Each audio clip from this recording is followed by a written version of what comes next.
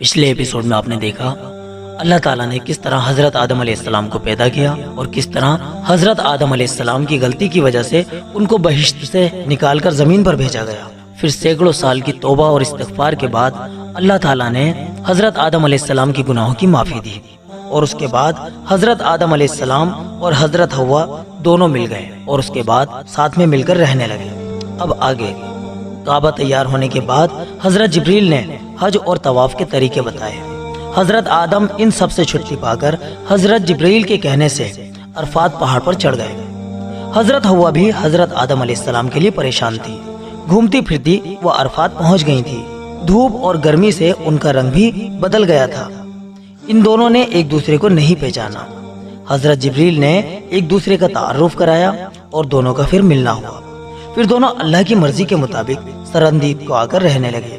حضرت جبریل نے گیہوں، روٹی اور لکڑی پہنچائی، کھیتی کرنا سکھایا، 2 بیل بھیجے اور دونوں محنت مشقت اور سکون کے ساتھ روٹی کھانے کمانے لگے۔ اب حضرت آدم اور حوا مل کر رہنے لگے۔ دونوں سے مل کر انسانی نسل کا سلسلہ شروع ہوا۔ حضرت حوا کو جب بھی عمل ہوتا تو 2 جڑواں بچے پیدا ہوتے تھے، ایک لڑکی اور ایک لڑکا۔ قابیل کی جب پیدائش ہوئی تھی تو اس کے ساتھ ان کی بہن عقلیہ بھی پیدا ہوئی تھی۔ اسی طرح حابیل کی جب پیدائش ہوئی تو بہن یہودا بھی پیدا ہوئی۔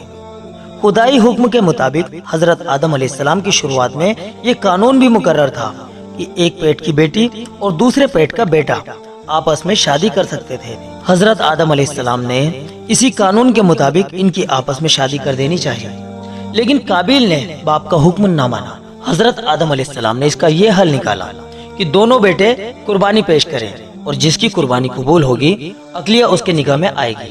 اس زمانے میں قربانی کا دستور یہ بنایا گیا تھا کہ اگر 2 آدمی آپس میں جھگڑتے ہیں تو دونوں اپنی اپنی قربانی پہاڑ پر رکھتے، پھر بنا دھوئے کی آگ آسمان سے اترتی اور جو حق پر ہوتا تھا اس کی قربانی کو قبول کر لیتی تھی۔ جب دونوں بھائی راضی ہوئے تو حابیل نے ایک موٹا تازہ مینڈا اپنے گلے میں سے جدا کیا اور قابیل ایک ٹوکرا گیہوں کا لے جا کر رکھ آیا۔ جب یہ دونوں پہاڑ پر اپنی اپنی قربانی کو رکھ آئے تو خدا کی قدرت سے ایک آگ آسمان کی طرف سے آئی اور حابیل کی قربانی کو قبول کر لیا۔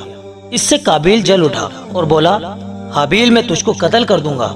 حابیل بولے، اللہ تو پرہیزگاروں کی قربانی کو قبول کرتا ہے، اگر تم مجھ پر ہاتھ چلاؤ گے تو بھی میں تم پر ہاتھ نہ ڈالوں گا، میں اللہ پر بھروسہ رکھوں گا۔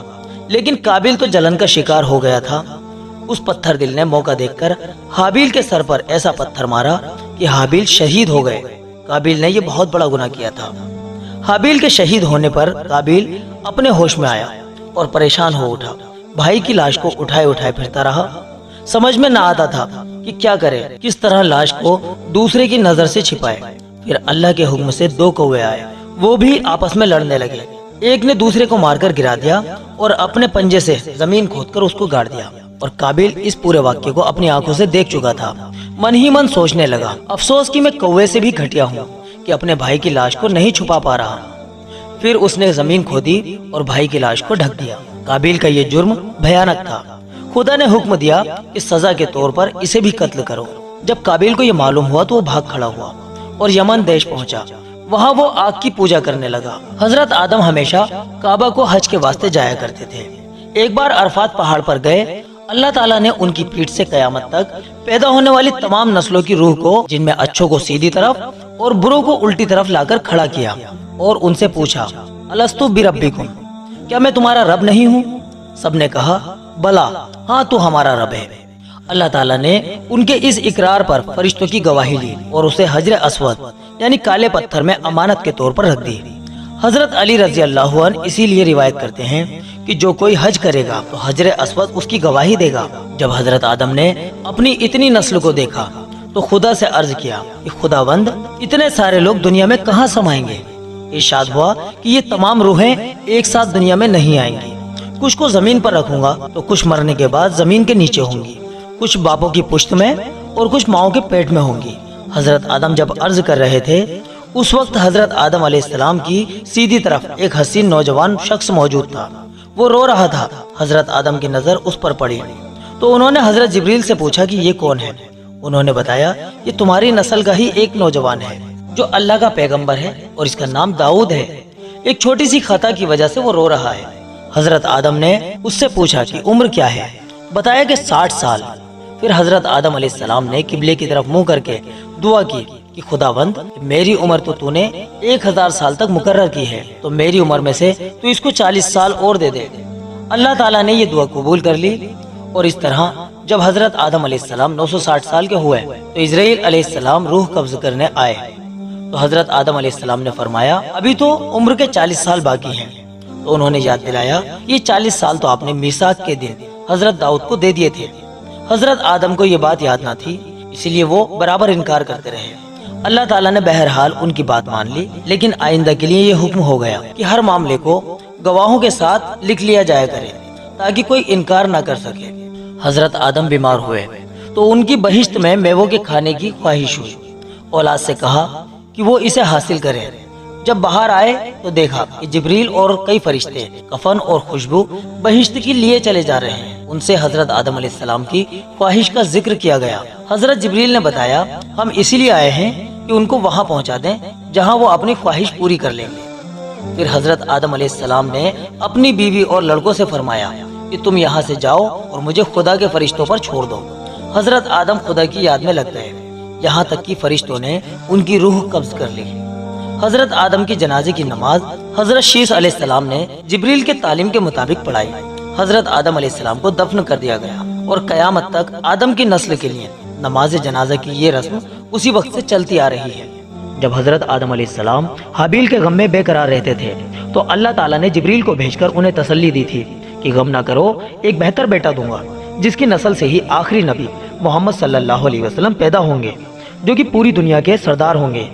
چنانچہ حابیل کے مرنے کے 5 سال بعد حضرت شیس علیہ السلام پیدا ہوئے، جو حضرت آدم کی ہی طرح خوبصورت اور نیک تھے۔ حضرت آدم ان سے بہت زیادہ محبت کرتے تھے۔ انہوں نے انتقال کے وقت انہی کو اپنا جانشین بنایا اور وصیت کی کہ حضرت نوح علیہ السلام کے زمانے میں جب طوفان کا حادثہ ہوگا تو تم اگر اس زمین کو پاؤ تو میری ہڈیوں کو کشتی میں رکھوا دینا تاکہ غرق ہونے نہ پائیں، یا پھر اپنی اولاد کو وصیت کر جانا۔ حضرت شیس اپنے باپ کی زبانی اکثر بہشت کے حالات سنا کرتے اور لذت لیا کرتے تھے۔ وہ آسمانی کتابوں کی باتیں بھی پوچھا کرتے تھے۔ اسی وقت سے جنت کو پانے کی دھن لگی تھی، اس لیے وہ اللہ کو خوش کرنے کے لیے بے حد اطاعت و فرما برداری میں لگے رہتے، بھلائی کے کام کرتے رہتے، انسانیت کی خدمت کرتے۔ حضرت شیس کے زمانے میں اولاد آدم 2 حصوں میں تقسیم ہو گئی تھی، کچھ تو شیس کا کہا مانتے تھے اور کچھ قابل کی بتائی ہوئی راہ پر چلتے۔ حضرت شیس کی نصیحت سے ان میں سے کچھ تو سیدھے راستے پر آ گئے اور کچھ نافرمانی کی راہ پر چل پڑے، اور جب ان کی عمر 900 برس کی ہو گئی تو وہ انتقال فرما گئے۔ جب قابیل کی اولاد شیطان کے بہکانے سے گمراہ ہو گئی اور کفر شرک میں مبتلا ہو گئی، یہاں تک کہ وہ حرام کاری اور بے شرمی کے کاموں کے شکار ہو گئے، تو اللہ تعالیٰ نے حضرت ادریس کو نبی بنا کر بھیجا۔ حضرت ادریس کی باتوں کو بہت سے بھلے لوگوں نے مان لیا اور وہ سیدھے راستے پر زندگی گزارنے لگے، لیکن کچھ لوگ ایسے بھی تھے جن کے دل سیاہ ہو چکے تھے۔ کفر اور شرک اور بد اخلاقی ان کی زندگی کا حصہ بن گئی تھی۔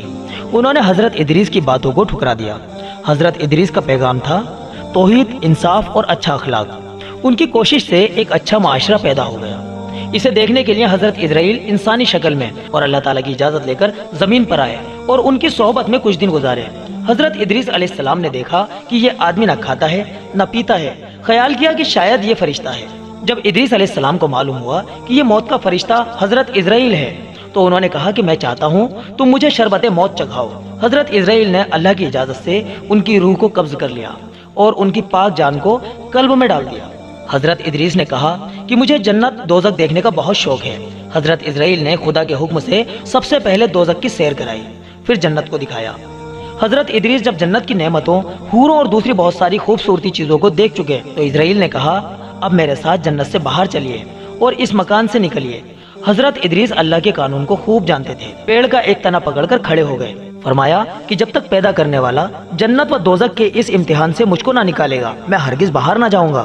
اللہ تعالیٰ نے ان دونوں کے قصے کے فیصلے کے لیے ایک فرشتہ بھیجا۔ پہلے حضرت اسرائیل نے پوری حالت بتائی، پھر حضرت ادریس نے جواب دیا کہ میں نے نفس کے تقاضے کے طور پر موت کے کڑوے زہریلے شربت کا مزہ چکھا، دوزخ لایا گیا، پھر سب سے بڑے رحیم خدا کے حکم کے مطابق جنت میں آیا۔ اب میں اس سے اسرائیل کے کہنے سے نکلنے والا نہیں، ہاں خدا کا حکم ہوگا تو دوسری بات ہے۔ اسی وقت غیب سے آواز آئی کہ ادریس حق پر ہیں۔ پھر حضرت ادریس جنت سے باہر آئے اور چھٹے آسمان پر فرشتوں کے ساتھ عبادت میں لگ گئے۔ حضرت ادریس بہت ہی زیادہ خوبصورت تھے، گہواں رنگ تھا، قد مناسب تھا، اکثر خاموش رہا کرتے تھے اور جب چلتے تھے تو نظر قدموں پہ پڑتی تھی۔ حضرت ادریس نے ہی فرمایا تھا کہ نیکیوں کا اثر 3 چیزیں ہیں۔ پہلی چیز غصے کے وقت صبر سے کام لینا، دوسری چیز تنگی میں بخشش کرنا، اور تیسری چیز قابو پانے پر معاف کرنا۔ آپ نے فرمایا کہ عقل مند وہ ہے کہ 3 قسم کے آدمیوں سے ہلکا پن نہ کرے، ایک بادشاہوں سے، دوسرا عالموں سے اور تیسرا دوستوں سے۔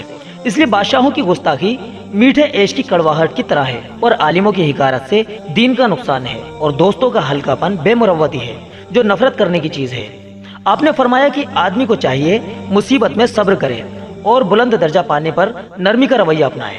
تو دوستو، اگلے ویڈیو میں ہم آپ کو بتائیں گے حضرت نوح علیہ السلام کا واقعہ۔ تب تک کے لیے آپ اپنی دعاؤں کے ساتھ ہمیں اجازت دیجیے۔ السلام علیکم ورحمۃ اللہ وبرکاتہ۔